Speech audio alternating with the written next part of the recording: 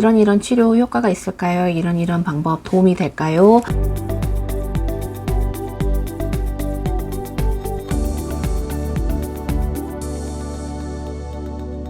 안녕하세요, 터치아입니다. 부모님들이 이제 아이들을 치료하는 과정에 있어서 여러 가지 유행하거나 언급되는 치료 방법들이 있어서 그 방법들이 진짜 도움이 되는지 그렇지 않은지 많이 궁금하실 거예요. 우리 아이를 위해서 무엇이든 다 해보고 싶고 조금이라도 좋다는 얘기가 있으면 후회 없이 다 해주고 싶은 게 부모 마음이거든요. 그래서 부모님들이 이제 저한테 질문을 많이 하십니다. 댓글도 많이 달아서 질문을 하시는데요. 이런 치료 효과가 있을까요? 이런 방법 도움이 될까요? 라고 질문하시거든요. 제가 이 현장에 말씀드렸지만 어렸을 때부터 저희 부모님 통해서 이 현장에서 많이 보고 경험을 했고 또 현장에서 제가 직접 경험을 하면서 유행했던 치료들을 굉장히 많이 봤습니다. 정말 이해 안 되는 치료 방법이었는데도 진짜 그거는 정말 도움이 안 된다고 생각했지만 또 부모님들은 혹시나 해서 해보시는 것도 많이 봤고 또 영양 관련해가지고 오메가 많이 먹이는 게 좋다고 해서 오메가3의 비린내가 계속 진동하던 친구들도 있었고 한약을 먹이다가 그게 이제 잘 안 맞았는지 수업 내내 물살살을 계속 하는 친구들도 기억이 나고요. 그 다음에 아이를 아이패드를 주고 산소통에 들어가서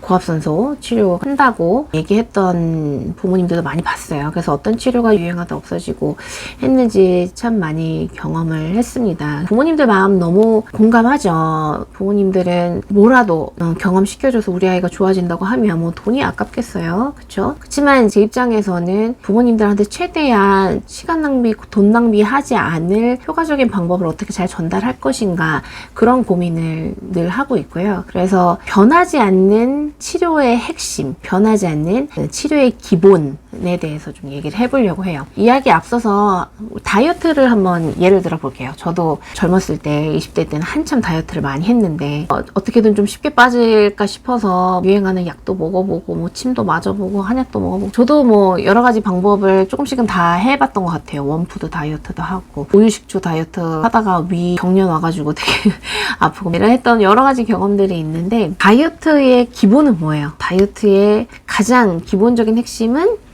운동하고 식단 조절이죠. 그래서 그거는 변하지 않아요. 다이어트는 물론 다른 목적인 방법들 고민하시고 다이어트 하는 사람들 다른 여러 가지 방법들을 보완하고 그런 식품이나 상품들을 막 팔긴 하지만 그 안에서도 절대 변하지 않는 거 그리고 꼭 의무적으로 기본적으로 해야 되는 거는 뭐예요? 운동하고 식이 조절, 식단 조절이죠. 그래서 다이어트 한다고 뭐 다이어트 약을 아무리 먹더라도 식단 조절을 하지 않으면 살이 빠질 수가 없겠죠. 아무리 적게 먹다 하더라도 운동을 하지 않으면 건강하게 다이어트가 안 되는 거거든요. 그래서 자폐 아이들이 좋아지기 위한 치료의 기본은 있습니다. 이거는 변하지 않아요. 그래서 부모님들이 이것저것 고민하시고 이 치료도 해볼까 저 치료도 해볼까 고민하시기 전에 기본에 충실한 경험들을 할 수 있는 환경을 만들어 주시는 거 이것부터 잘 세팅이 돼야 되는 게 너무나 중요합니다.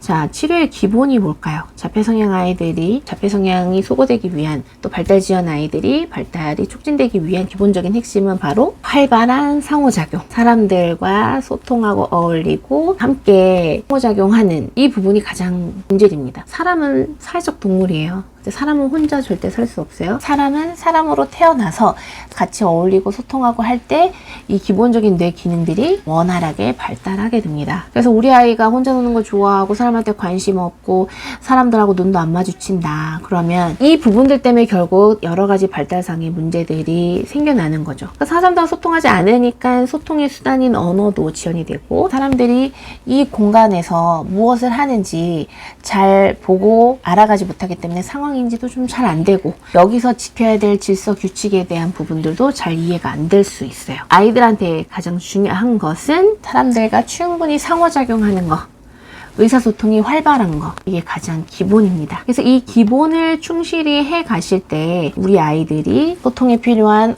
언어 발달이 촉진이 되고 사람들과 소통하면서 활발히 감정을 표현하고 경험하면서 깔깔깔 웃고 펑펑 울면서 이 발성 호흡도 좋아지고 혈액순환이 좋아지면서 몸의 기능이 좋아집니다. 그래서 먹은 것들을 잘 소화하고 각 기능의 에너지로 보내는 전반적인 면역 능력에도 도움이 굉장히 많이 됩니다. 우리 아이를 위해서 지금 내가 뭘 해야 될까? 우리 아이한테 좋은 게 뭘까? 논문을 찾아봐야 되나? 어디 병원에 가서 검사 진단을 더 많이 받아봐야 되나? 여러 가지 고민이 있으실 거예요. 부모님들께서 아이를 위해서 어떤 치료를 어떻게 해야 될까?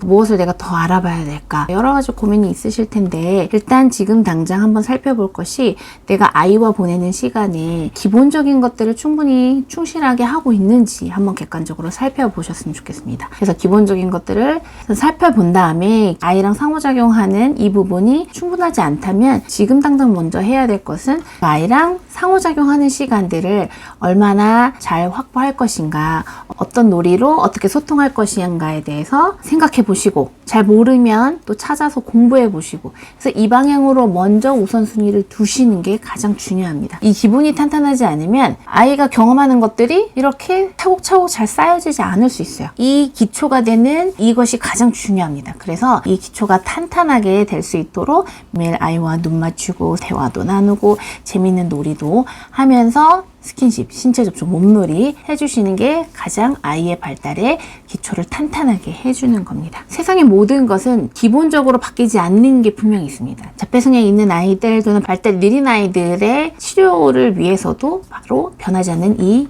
기본이 있습니다. 그래서 오늘은 가장 중요한 이 기본적인 것들이 나와 아이 사이에서 원활하게 이루어지고 있는지 한번 꼭 살펴보시고, 오늘부터 이 기본에 충실할 수 있는 일상을 어떻게 만들어갈지 같이 고민하고 계획하셔서 오늘부터 당장 기본을 탄탄하게 해주는 상호작용 시작하셨으면 좋겠습니다. 이번 영상도 도움이 되셨길 바라고요. 좋아요, 구독, 가입까지 부탁드리고요. 전 다음 영상 들고 찾아뵙도록 하겠습니다. 감사합니다.